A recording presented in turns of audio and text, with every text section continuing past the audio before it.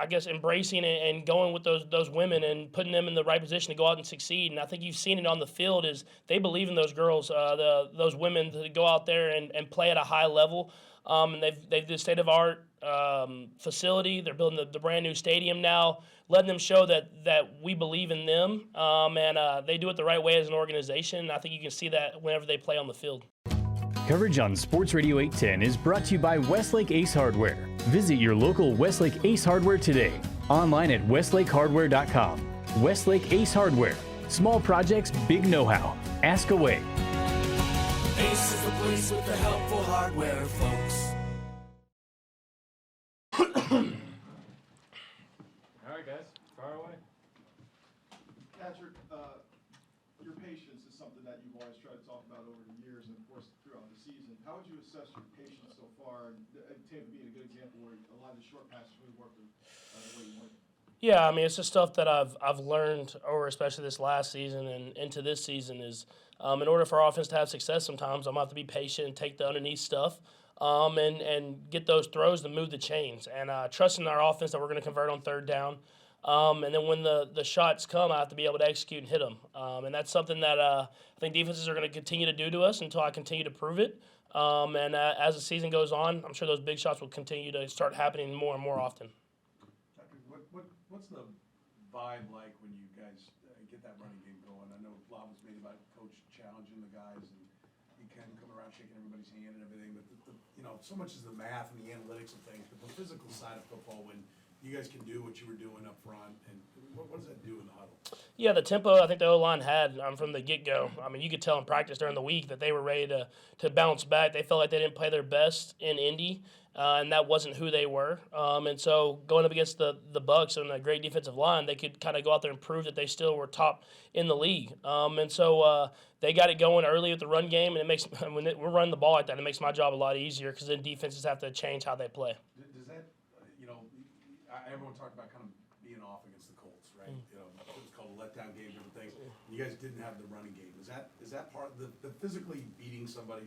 Does that make it easier to get in sync and do all those things? Yeah, and I think this year the offensive line especially is one of the strengths of our team. That's pass protecting and run blocking. That's a strength of our team, and we're going to have to play through them. So whenever they dominate and when they play at a high level, you see this offense play at a high level. So I think you saw it in the first week too. Early in the game, we really ran the ball well, and it forces defenses to adjust. And once they adjust, then we can kind of open it up with the pass game as well. It's funny, as you said that, looking at that game, you all split down the middle, 37 pass attempts to 71. Does that make the job easier for you? I mean, would you prefer it that way? I mean, your numbers may not look the same. It's not going to look the same regardless of who's on the team. But do you prefer it being as balanced as it was? Yeah, I mean, whenever you have a good, balanced offense, it's hard for defenses to predict what you're doing. And I think you saw that is whenever we ran the ball well, defenses had to start coming up a little bit, change their coverages that they wanted to play, bring some pressures. And when they did, we were able to execute with the pass game. And kind of vice versa, whenever we're passing the ball well, I feel like the defenses have to back up, and then we can run the ball. And so in order to be a great offense, I think you have to have that balance. And whenever defenses try to take one of them away, we're able to do the other. We'll get Isaiah in a second. And Andy's talked about how he's grown within the playbook. How have you seen growth from Isaiah over these 4 games? Yeah, with all rookies, you have to continue to evolve them more and more and keep them kind of in tune to the game plan. And I think Isaiah was a good point of that. Of not only, I mean, we've always known he can run the ball, he can catch the ball and make plays happen, but knowing where he's at in protection, knowing how to run versus this based off the blocking and the defensive looks. And I think that's starting to come together with him. And now it's about him continue to build and continue to get better in that sense, because you can be physically talented, but in order to set blocks up and really be a great running back in this league, you have to have that next step, and that's the mind of a running back and being able to go out there and execute every down. Patrick, you're going to be pretty busy here, obviously, today, but it's a big day for Brittany and the Current. And I just wonder what you think about the meaning of what they're trying to do and how that resonates.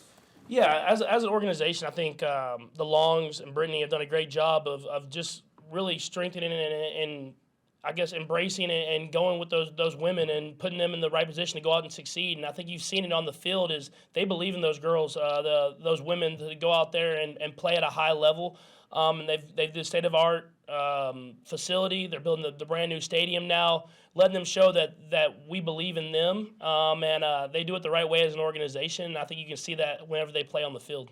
And one other other franchise question. I mean, you're obviously an investor in the Royals. I don't know if you take the time to follow exactly what's happening closely with the changes they've made, but I wonder if you have any impressions of that. Yeah, I don't. I'm an investor, but I watch kind of how everybody else does. I'm obviously a little bit more invested just because I have money in there. I'm excited for the young guys that they have. Obviously, I like the staff that they had before, but they wanted to move in a different direction and kind of invest in those young guys. And obviously, the record wasn't what we wanted this year.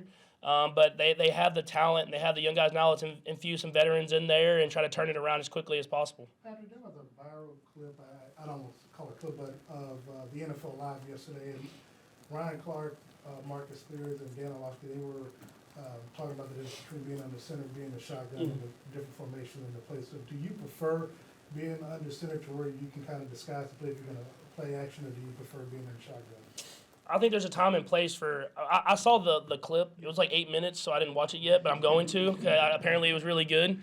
Obviously, there's a time and place for both. I think us as an offense, whenever we're running the ball well from under center, that play action does kind of develop a little bit better because you get that really hard sell and the linebackers really come up, and then you can kind of strike over the top. But at the same time, we don't want to get away from our identity, and I feel like we can be under center, but we are in the gun probably predominantly, and I don't want to get into a place where we're going under center just to play action. You want to make sure that it ties in together with whatever your game plan entails, and that's something I think Coach Reed and EB do a great job of. Talk about the 50-50 balance and how that sometimes gets you guys into a rhythm more. You were able to get Travis going early. Is there like a palpable sense if you're able to get Kelsey going early, you feel like this offense can cook all game long? I think every game plays out differently. I think it helps for sure because once Travis gets going, he creates a lot of attention that goes to him, and it helps other guys get favorable matchups. But I think we just had a good understanding of let's get the ball in my hands quickly, get to our guys, our playmakers in space. Let's run the ball, give their defensive line a lot of different looks so that when we need a drop back pass game, our offensive line is at an advantage and they can go out there and show their talent, which they did. You mentioned getting the playmakers in space and more involved. McCole Hardman, 80 total snaps, 2 targets over the past 2 games. How do you balance getting him more involved and also just staying within the offense? Yeah, I think he'll become more involved. I think he's got to get more and more healthy. I think you saw in the first few weeks he was having some good plays and making some stuff happen, and he got a little banged up, and he hasn't had that same production these last 2. But I think as he gets more and more healthy, he'll continue to be involved in this offense. He's got special talent, special speed, and we have a lot of different guys in that receiving room. But I expect all of them to be involved throughout this entire season. Patrick, that dump off pass to touchdown pass to Clyde, you're right on the line of scrimmage, and it always seems like you have an innate sense of just kind of where that line of scrimmage is. Is that a feel thing for you, or is that something you're always seeing? You're always seeing the sticks. I think it's more of a feel. There's times where I'm close. When I was a little close, I looked right at the line right after I threw it just to kind of see where I was at. But it's a feel where I know when I run a little bit further backwards, I have more room to run up. And I try to stay behind the line of scrimmage as long as possible because I'm not the fastest guy. But if I'm going to run, I'll make sure that I'm attacking the line of scrimmage. So I'm not going to try to go past it unless I know I have a chance to make some room. And it helps, too, that you don't have to stay behind, right? You could have a toe just behind, and it counts as the whole body being behind, right? Yeah, for sure. But I think at the quarterback position, that people would be lying if they said they're like holding the foot back on purpose. So I think you just throw it and try to make sure that you're behind it and hope for the best. Anything you learned or saw about that play that maybe you didn't realize at the time, now that you had a chance to look at it on video? I knew at the time I got rolled up pretty bad, but I feel like I was lucky to get out of there without being really injured. And I saw the picture that was kind of going around Twitter, and I was like, man, all those ankle mobilities I've been doing really must have paid off. Patrick, Travis turned 33, obviously, this week. You were here statistically when his age is in his prime, and now you're here when statistically it says he should be on the other side. How have you seen him evolve to maybe make sure that if his speed declines, that the production does not? I think he's just smarter as a player. I think that's the biggest thing. He knows how to get himself open. He knows how to use other people and other parts of the concept to get himself open. And he's smart about how he blocks, how he can pin guys and get in the right position. And I think he's just continued to evolve and be even better as a tight end. And he is getting up there. I'm going to try to keep him here as long as possible. I promise you.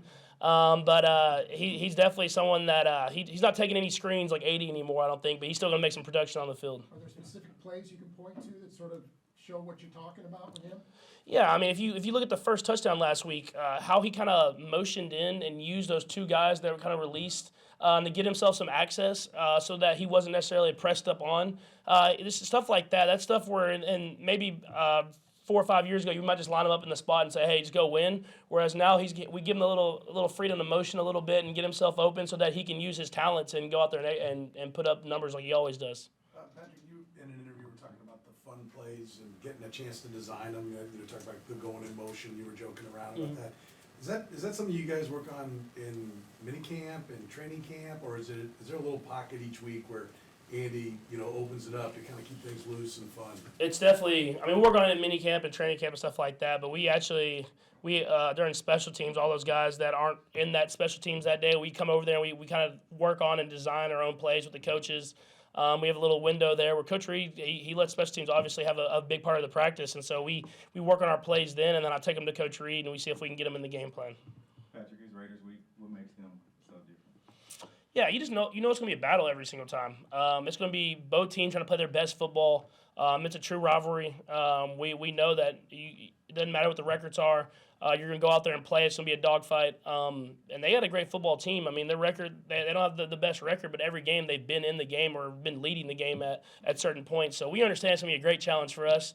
And especially Monday night at Arrowhead, we want to go out there and find a way to win. Last two go Harold and then Matt. Go Harold. Patrick, how did you convince Andy to do the commercial, and then what did you think of Andy's acting performance?